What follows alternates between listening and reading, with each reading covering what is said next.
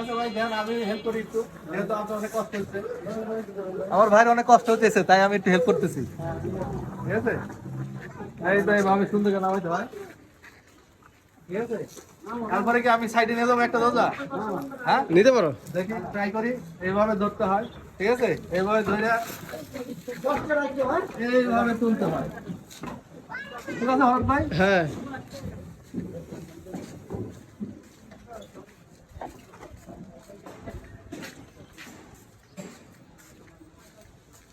হরত ভাই, হ্যাঁ ভাই, আসো নাকি? আছি ভাই।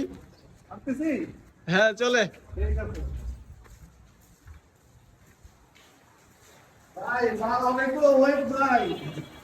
কখন দেবো?